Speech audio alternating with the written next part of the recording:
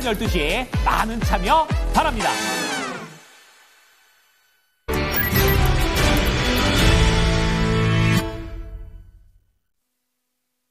쓰리포인트입니다. 토마토 투자클럽의 김근우 전문가입니다. 안녕하세요. 네, 안녕하세요. 김근우입니다. 네, 전문가들 뵙기 전 주말은 늘상 큰 이슈가 있어가지고요. 바뀐 분위기 어떻게 보고 계실지 보겠습니다. 첫 번째 포인트입니다. 오늘도 시장의 분위기부터 좀 훑어보겠습니다. 이 정치 이슈 해소 중인 국내 증시. 이렇게 해서 첫 번째 포인트로 다뤄볼 예정인데요. 해소 중인이라고 이야기를 해주셨어요. 아마 다들 끄덕끄덕 하실 텐데 뭔가 이 탄핵안이 가결되기는 했지만 여전히 이 정치권은 안개에 휩싸여 있습니다. 여기에서 시장은 또 어떻게 적응해 나가고 있는지 시장의 미묘한 분위기가 좀 있는 것 같은데 이 부분 좀 읽어주실까요? 네, 우리 시청자분들도 잘 알고 계시겠지만 대통령 탄핵 표결안이 통과가 되었고요. 사실 주말간에 해서 그런 얘기 되게 많았어요. 바로 주식시장이 엄청 좋을 거다. 환율은 바로 급락할 거다. 이렇게 이야기하시는 분들이 굉장히 많았는데 실상 이제 그렇지 않을 가능성이 상당히 높았습니다. 여기에는 다양한 게 있겠지만 일단 환율이 높아진 원인 자체가 우리 증시만의 이제 리스크가 있었습니다만은 이제 글로벌 단에 보면은 우리가 지속적으로 약했었단 말이에요.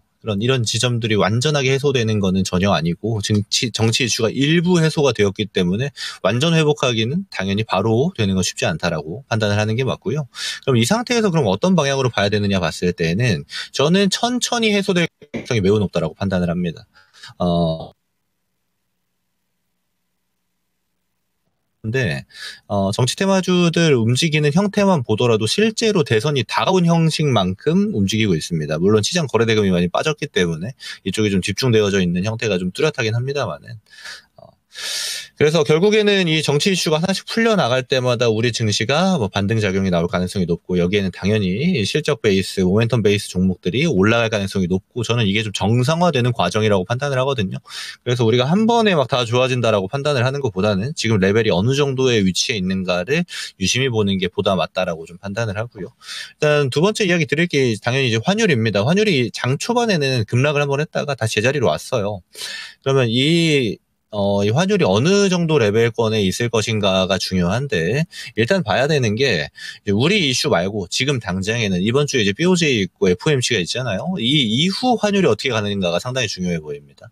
여기서 환율이 안정권으로 우리도 충분히 갈 수 있는 여건이 나올 수도 있다고 판단하는데 일단 캐나다라든지 유럽의 금리가 먼저 낮아진 시점 그리고 그 이후에 미국이 금리를 결정한다라는 것들 그리고 우리가 지난 8월에 엔캐리 트레이드를 경험해가지고 아무래도 트라우마가 좀 남아있을 수 있겠습니다만 일단 BOJ가 그 정도 영향력을 지니지 않을 것이라는 평가가 좀 일반적이죠. 그러면 이 상태에서 우리 환율이 안정되는가가 중요하고 이 안정되는 것과 동시에 외국인 매수세가 상당히 중요해 보입니다. 왜냐하면 지난 우리가 계엄 사태 이후를 보게 되면 지금 외국인들은 계속 대놓고 팔고 있었어요. 일부 정도 이제 코스닥 매수가 들어왔던 거 바이오 종목들 제외하고는 전반적으로 계속 팔았는데 이거 받아줬던 게 국민연금이었거든요. 근데 국민연금이 이제 지수 레벨이 좀 올라오니까 매수세를 좀 줄여나가고 있습니다. 실제로 그래야죠. 지금 일단 국민연금 기준으로는 국내 주식 이제 2024년 목표치는 이미 넘었습니다. 그래서 특별한 상황인 만큼 국민연금에서도 세게 좀 매수가 들어왔던 건데 이거를 계속 지금처럼 매수세를 유지하기가 쉽지가 않을 거예요. 그러면 이 공백을 누가 메꾸느냐인데 지금 오늘 같은 경우 보게 되면 대놓고 개인 투자자분들이 이제 매수를 하고 있죠. 공백을 메꿔주고 계신데 사실은 이제 개인 수급보다는 이제 외인 수급이 언제 들어오느냐가 상당히 중요할 거고 거기에서 증시는 지속성을 나타낼 가능성이 매우 높다라고 좀 판단을 하고 있고요. 그리고 지금 이제 야당에서는 상법 개정 얘기를 본격화하고 있습니다. 아무래도 이제 대통령이 지금 직무 정지 상태이기 때문에 상법 개정을 통과했을 때 거부권을 쓰지 않을 거다라고 예측을 하고 있죠. 지금은 총리가 이제 대행을 하고 있으니까요. 그래서 이런 지점들이 지금 가실 거라는 얘기가 계속 나오고 있어요. 주말부터 시작해서. 그러면 상법 개정이 통과가 되었을 때 물론 장단점이 있습니다. 단점이라고 보면은 이사에 대한 배임죄 성립 여부가 너무 쉽다라는 지점인데 이거 완화 조치도 같이 한다고 얘기를 하고 있기 때문에 상법 개정이 통과되는 여부도 좀 우리가 지켜봐야 될 것 같아요. 그래서 지금은 우리가 큰 틀에서 봐야 되는 거는 결국 환율의 안정세와 외국인 수급이 들어오는가, 국내에서는 정치 이슈가 어느 정도 레벨로 회복이 되어져 가고 있는가, 그리고 마지막으로 저는 상법 개정이라는 키워드가 크게 작용할 가능성이 상당히 높다라고 봅니다. 금투세라는 장벽을 넘었고 그 다음은 상법 개정이 될 가능성이 높다. 여기에 좀 포인트를 두시는 게 좀 필요하다라고 지금 증시는 이야기 드려보도록 하겠습니다. 사실 이 상법 개정과 관련된 부분만 다루더라도 뭐 1시간씩 얘기할 수 있는 내용이기는 한데 계속 그 중요성에 대해서 강조를 해주시니까 조금 더 알아보겠습니다. 상법 개정이 된다면 그 골자는 무엇인지, 그리고 시장에서는 이 상법 개정과 관련해서 어떤 종목을 위주로 봐야 되는지 이 부분도 좀 간략하게 알려주실까요? 상법 개정의 큰 골자는 당연히 주가 부양이라고 판단하셔야 됩니다. 그래서 종목으로 판단을 하면은 지금 밸류업 프로그램에 해당되는 기업들이 있죠. 이쪽 기업들 같은 경우는 하던 걸 하고 있는 형태로 판단하시면, 그래서 더 봐야 되나, 더 사야 되나 이런 관점보다는 이 상법 개정을 함으로써 이제 해소가 되는 기업들이 분명히 있습니다. 예를 들어 이제 우량주라고 우리가 판단하고 있는 자산이 많고 특히나 현금성이 많은, 어떻게 할 것인가에 대한 의견이 나와야 되거든요. 그리고 그거는 밸류 프로그램으로 연결될 가능성이 상당히 높습니다. 우리나라만 갖고 있었던 사실 리스크예요. 저는 이 코리아 디스카운트를 이야기할 때 지정학적 리스크가 당연히 있습니다. 근데 지정학적 리스크를 가지고 코리아 디스카운트를 평가하게 되면 뭐가 문제냐면, 지정학적 리스크가 우리보다 훨씬 큰 대만 같은 경우는 올해 굉장히 많이 올라갔어요. 이게 해석이 안 됩니다.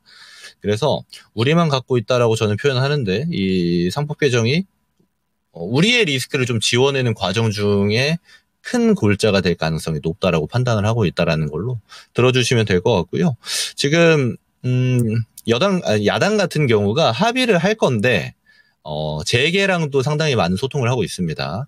여기서 지금 나오고 있는 내용 중에 제가 아까 간략하게 드렸지만 배임죄에 대한 게 있어요. 그리고 여기서 연계되는 게 이제 상속세 관련 문제도 있습니다. 그래서 지주사 전환된 기업들도 굉장히 많잖아요.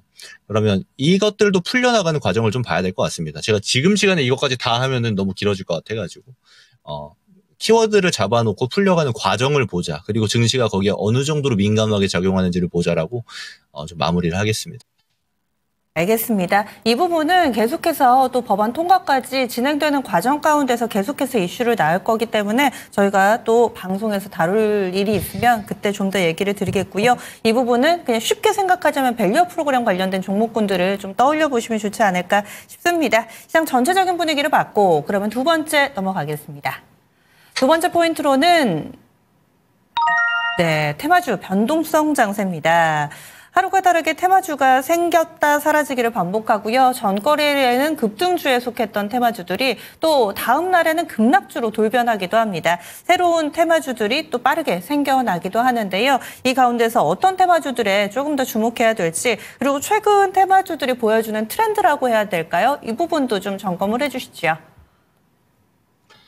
네, 여러분 아시겠지만 저는 사실 이 TV 방송에서 이 테마주들을 그렇게 권장하는 사람이 아닙니다. 근데 최근 시장, 그리고 오늘은 테마주 얘기 안 하면 할 게 없어요. 그만큼 큰 종목들, 오히려 실적 베이스 종목들은 좀 조용하고 테마주들만 막 변동성이 나오고 있는 형태여가지고, 간략하게만 코멘트 드리면요. 일단 코인 관련주 있죠. 우리기술투자를 비롯해서 뭐 하나투자증권, 위지트, 갤럭시아 모니터리 이런 쪽이 이제 코인 관련주로 좀 평가를 받는데, 여기 보면은 다 이제 조정이 좀 거치고 있습니다.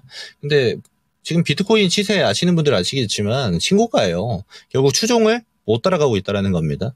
그러면 이렇게 모멘텀이 한번 갈라섰을 때에는 이런 쪽은 조심해야 되는 영역으로 판단하셔야 돼요. 지금은 계속 반등하고 우하향, 반등 우하향이 나올 수가 있습니다. 그래서 제가 우스갯소리 반, 그리고 진심 반으로 이야기 드리는 게, 코인 관련주 할 바에 코인 하셔라 이렇게 이야기 드리는데, 그런 뷰는 마찬가지다라고 보고요. 조심해야 되는 영역으로 두셔야 된다. 들고 있는 분들이 꽤 많을 걸로 예상이 들어서 좀 가져왔고요. 이제 보면은 사실 요 얘기하려고 가져온 거예요. 정치 테마주들이 좀 갈립니다. 그죠? 지금 정치 테마주 인맥, 정책 뭐 이렇게 구분하시는 분들도 많은데, 사실 수급 받았던, 돈 들어왔던 순서 보시면 됩니다. 그래서 오늘 같은 경우 보면은 오파스넷이라든지 대상홀딩스 이쪽이 이제 한동훈 전 대표죠. 이쪽 인물 관련주인데 오늘 조정이 세게 나왔습니다. 그래서 이런 쪽은 어떻게 받아들이셔야 되냐면 테마주들은 악재가 나오면 안 돼요. 근데 악재가 나온 거라고 해석하는 게 보다 맞습니다. 그래서 해석을 각각 좀 달리 하셔야 되지만 차트 분석만으로는 한계가 존재하는 종목들이기 때문에 꼭 악재가 반영이 된다라고 판단을 하시는 게 좋아요. 그 말은 다른 정치 테마주들이 움직일 때 특별한 이슈가 안 붙어버리면 이쪽은 조용해져 버릴 가능성이 굉장히 높다라는 거고요. 그리고 오늘 이제 등장한 게 이제 대선이 아무래도 가까워질 수 있다라는 기대감이 좀 존재하다 보니까 뭐 대원전선이라든지 국회의장 관련주죠. 뭐 넥스트아이, 이준석 의원이라든지 홍준표 지금 대구시장 관련주 이렇게 제가 한 개씩만 좀 포인트를 잡을게요. 이쪽이 이제 다시 새로 튀고 있는데 제가 말씀드리고 싶은 거는 이렇게 이제 후발주의 형태를 띠고 있잖아요. 먼저 움직였던 뭐 이재명 당대표 관련주라든지 한동훈 관련주가 좀 죽어가고 다음 차시 이렇게 움직이는 건데 이거 미리 들고 있던 분들은 이게 올라갈 때 팔면 됩니다. 근데 그게 아니고 지금은 쫓아가서 매매할 때는 절대 아니다. 이렇게 판단하셔야 되고요. 오히려 타이밍을 잡으려면 어떻게 보셔야 되냐면 대장주의 성격을 띠고 있는 지금 아무래도 지지율 1등 이재명 당대표이기 때문에 이재명 관련주라고 표현하겠습니다. 동신건설이나 오늘 쉬고 있는 뭐 오리엔트전공, 뭐 에이텍 모빌리티 사실 굉장히 많아요. 관련주가. 막 이렇게 엮이고 저렇게 엮이고 있어가지고. 대표적인 것들만 좀 가져왔는데 이쪽 조정폭에 따라서 타겟이 보다 저는 나아 보입니다. 물론 다 트레이딩 뷰예요. 그래서 권장드리는 건 아니고 내가 이거 오늘 사서 오늘 팔 자신 있다. 로스컷 짧게 가져갈 자신이 있다 하시는 분들은 이쪽 조정폭 나오는 거 보고 판단하셔도 된다. 그래서 어차피 정치 테마주가 지금 쉽게 죽지는 않을 겁니다. 제가 이재명 당대표 관련주들 처음 상한가 무더기 들어갔을 때도 비슷한 의견 드렸지만 이게 한 방에 끝나지 않을 가능성이 매우 높아요. 그만큼 좀 중요 이슈로 자리 잡고 있고 그래서 일부 조금의 비중 정도는 타겟팅 해볼만 하다 정도로 의견 드릴 수 있겠고요. 그래서 전반적으로 보면은 악재로 소화되는 정치 테마주들은 조심해야 되고요. 그리고 뭐 코인이나 자율주행 이쪽 같은 경우는 테슬라 그리고 비트코인을 쫓아가고 있는데 추종하고 있는 힘이 되게 약하죠. 그러니까 신고가를 막 뚫고 있는데 얘네들은 못 따라가잖아요. 이제 그런 형태 띄면 조심해야 되는 영역이고 오히려 다음 차시 상승을 기대해야 되는 거는 조정이 나오고 있는 쪽이다라고 판단을 해주시면 되는 거라서 테마주들은 요 정도 코멘트를 드려보도록 하겠습니다. 네, 알겠습니다. 다음 마지막 포인트 넘어가겠습니다. 마지막으로는 고환율 수혜주입니다. 원달러 환율이 계속해서 아슬아슬하게 이 고점 부근에서의 움직임을 가져갑니다. 오늘도 1,430원대 중반의 양상인데요. 어느덧 1,400원대가 익숙해졌습니다. 올해 상반기만 하더라도 이런 느낌은 아니었는데 이렇게 계속 하반기에 원달러 환율이 고공행진을 펼치고 있습니다. 고환율 수혜주 어떤 쪽 보고 계세요? 네, 이거는 제가 지난주랑 똑같은 타이틀로 가져온 거예요. 왜냐하면 일주일 동안 어떻게 변했는지 보시라고 좀 이야기 드리려고 하는데 제가 지난주에 이제 시장 전반 급락 나올 때 우리가 타겟해야 되는 거는 제일 안정적인 실적 가지고 있고 그 환율이 굉장히 높기 때문에 그리고 높은 레벨을 일정 기간 동안 유지할 수 있기 때문에 당연히 수출 기업들 봐야 된다, 실적주 봐야 된다 이야기 드리면서 가져왔던 게 조선, 방산 전력 설비였습니다. 보면 대표적인 게 이제 HD현대중공업인데 지난주 이런 자리였거든요. 결국에는 바로 제자리까지 올라오는 형태를 띠고 있죠. 그래서 이쪽은 안 끝납니다. 조선은 다음 분기도 계속 실적이 좋을 거예요. 그래서 결국에는 좋은데 이게 조정 얼만큼 나올 때 잡을 거냐 여기서 실력 차이가 난다라고 저는 판단하거든요. 이제 코멘트 드리는 형태를 잘 판단하시면 되고요. 그래서 여기 덧붙여서 같이 가는 게 대표 3사만 좀 보여드릴게요. 하나오션, 삼성중공업인데 유사하죠. 차트도 유사하고 돈 들어가는 것도 비슷하고 저점 레벨도 비슷하게 잡습니다. 그래서 여기는 아직 안 끝났다. 근데 지난주에 잡으신 분들은 이런 거 이제 챙겨 나가시면 되는 구간이고요. 그게 아니고 오늘 보신 분들은 또 올라갔네. 로 보잖아요. 이러면 쫓아가고 싶어지는데 쫓아가지 마시고 또 조정은 어차피 옵니다. 그럼 그때를 잘 찬스로 잡으셔라라고 얘기 드리고요. 지난주 추천으로도 제가 들었던 게 방산이었어요. 비슷한 똑같습니다. 시장 전반적으로 내려갈 때 이 저점대 레벨이었다가 또 다 올라왔죠. 한국항공우주, 한화시스템 마찬가지고요. 현대로템 LIG 넥스원 이쪽이 대장단인데 다 유사합니다. 지난주에 저점 만들고 증시 정상화될 때 먼저 반등하고 계속 유사한 흐름인데 여기도 찬스가 저는 비슷하다고 봅니다. 근데 보면은 올라가는 폭이 좀 다르죠. 여기도 그렇고 조선도 폭이 좀 다른데 그러니까 먼저 막 튀었던 우선순위 수급받았던 애들은 좀 정리하는 관점으로 그러니까 수익 실현하는 관점으로 보시고 이제 후발 형식으로 해서 천천히 올라가고 있는 애들이 있어요. 얘네들은 아직은 유효하다. 매수 관점으로도 보실 수 있는 애들이 있다. 이렇게 이야기를 드리겠습니다. 그래서 전력 설비까지 하면 시간이 좀 길어질 것 같아서 제가 좀 생략을 하는데 이 실적 베이스 애들은요 내려가면 항상 관심 종목 안에 있어야 된다라는 겁니다. 저도 이 시간 통해서 이렇게 뷰를 계속 제공해 드리지만 보면은 제가 월요일마다 이 3포인트를 하기 때문에 제가 매일 잡아드릴 수는 없어요. 그래서 좋은 종목들 올 한 해 실적 베이스로 올라갔던 애들이 막 다 비슷합니다. 몇 개 없어요. 그래서 그런 대장들은 항상 우리 관심 속에 있어야 되고 오늘만 보더라도 삼양식품 보면은 지금 신고가 돌파했죠. 이렇게 조정 레벨에 있을 때 충분히 볼 수 있었던 애들 이렇게 같은 관점으로 놓을 수 있다라는 거 참고로 보시면 될 것 같고요. 지금 최근에 11월 수출 데이터 보더라도 우리 수출단 애들은 전반적으로 유사해요. 올해 다 실적이 좋습니다. 물론 내년 전망은 좀 어려울 수도 있다는 전망이 있긴 합니다만은 아직까지 주도주는 뻔하거든요. 그리고 대장주들 뻔하고 그리고 그 와중에 내려간 애들도 존재해 있기 때문에 우리가 저가 매수세를 계속 이런 뷰를 통해서 활용할 수 있다는 거를 가져가셨으면 좋겠다. 이렇게 의견을 좀 드리겠습니다.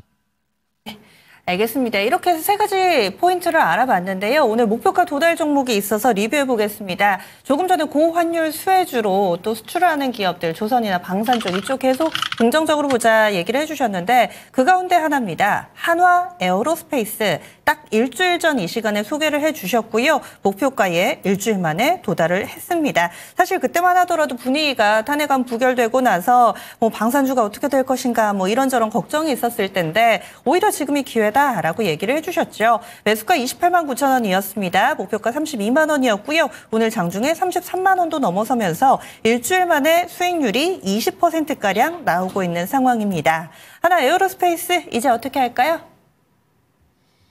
네, 실적 좋은 거 뭐 다 알고 있었고, 그리고 그렇게 나오고 있죠.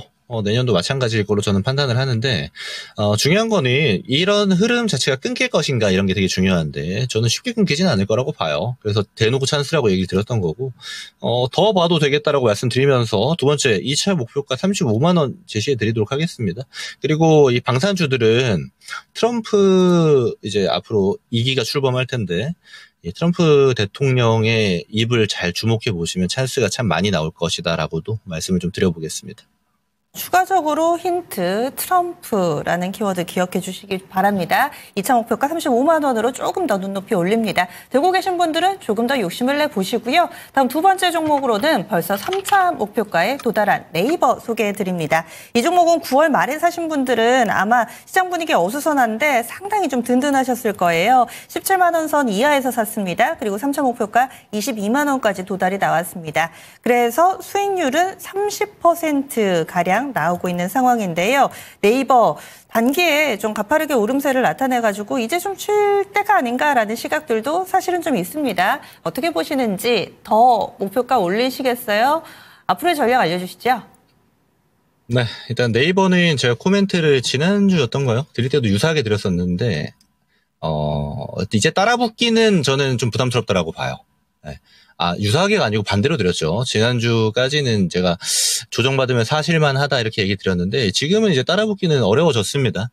저가권부터 제가 추천을 드려서 거의 이제 요즘 시장 치고 제일 좋은 종목의 형태를 띠고 있다 보니까 안 내려와서 아쉬운 거죠. 그래서 저는 당연히 이제 더 갈 거라고 봅니다. 큰 방향에서는 방향을 돌렸고요. 일단 돌린 상태고 여기서 올라갈 때 지금 네이버가 보여주는 퍼포먼스에서 어디 리스크가 등장하는 게 없냐 정도만 우리가 관찰하면 될 것 같고 들고 계신 분들은 수익 실현하면서 오셨겠지만 일부 비중은 들고 가는 거를 저는 권장드립니다. 다음 목표가 23만 원 제시하도록 하겠습니다. 네, 알겠습니다. 네이버는 23만 원으로 4차 목표까지 드리지만은 신규 접근은 지금은 조금 늦지 않는다라는 시각도 같이 말씀을 해주십니다.